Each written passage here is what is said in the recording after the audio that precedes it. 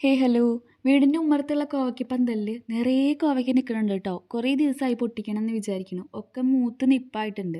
ഇനിയും ഇതുമ്മ നിർത്തിക്കഴിഞ്ഞാൽ ഒന്നല്ലെങ്കിൽ പഴുത്ത് പോവും, അല്ലെങ്കിൽ നാശമാവും കേട്ടോ. അപ്പോൾ നമുക്ക് എന്തായാലും പൊട്ടിച്ച് ഫ്രിഡ്ജിൽ കൊണ്ടുവയ്ക്കാമെന്ന് വിചാരിച്ചു. ഈ കോവയ്ക്കപ്പന്തലിന്മേൽ കൂടെ ഫാഷൻ ഫ്രൂട്ടിൻ്റെ വള്ളിയും കയറി പോയിട്ടുണ്ട്. അതിലും നിറയെ കായ ഇങ്ങനെ ഉണ്ടായിക്കൊണ്ടിരിക്കുക കേട്ടോ. ആദ്യമൊക്കെ ഒന്ന് രണ്ടെണ്ണേ ഉണ്ടായിരുന്നുള്ളൂ. ഇപ്പോൾ എവിടെ നോക്കിയാലും ഫാഷൻ ഫ്രൂട്ടാണ് ഹൈലൈറ്റ് ചെയ്ത് കാണിക്കുക. കുറേ ഇങ്ങനെ ഉണ്ടായി നിൽപ്പുണ്ട് കേട്ടോ. പക്ഷെ ഒന്നും പഴുപ്പാവാറായിട്ടില്ല. നല്ല വലിപ്പത്തിലുള്ള ഫാഷൻ ഫ്രൂട്ടാണ്. അമ്മ അപ്പുറത്ത് അവിടെ കോവയ്ക്കൊക്കെ പൊട്ടിച്ച് താഴേക്ക് ഇടുന്നുണ്ട്.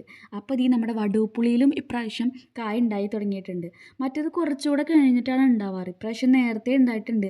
4-5 കേട്ടോ ഇപ്പം ഉണ്ടായിട്ടുള്ളൂ. ഇതിനി മൂത്ത് വരണമെങ്കിൽ കുറച്ചധികം നാളെടുക്കും. എന്നാലും നല്ല രസമാണ്. ചീനമുളകും ഇഞ്ചിയൊക്കെ കൂടി ഇട്ട് കഴിഞ്ഞാൽ അച്ചാറിന് നല്ല രസമാണ് കേട്ടോ. അപ്പോൾ ഞാനിതൊക്കെ എടുത്ത് വന്നപ്പോഴേക്കും നമ്മുടെ കോവയ്ക്ക മുറ്റം മൊത്തം ഇങ്ങനെ വെതറിക്കിടക്കുന്നുണ്ടായിരുന്നു. അങ്ങനെ അതൊക്കെ പറക്കി കൂട്ടിയപ്പോൾ ഒരു ദിവസത്തെ ഉപ്പേരിക്കുള്ള കോവയ്ക്ക കിട്ടിയിട്ടുണ്ട് കേട്ടോ. അപ്പോൾ ഇന്ന് ഇത്രയൊക്കെ ഉള്ളൂ. അടുത്തൊരു ദിവസം വേറെ വിശേഷങ്ങളായിട്ട് കാണാം. അതുവരേക്കും ബൈ ബൈ.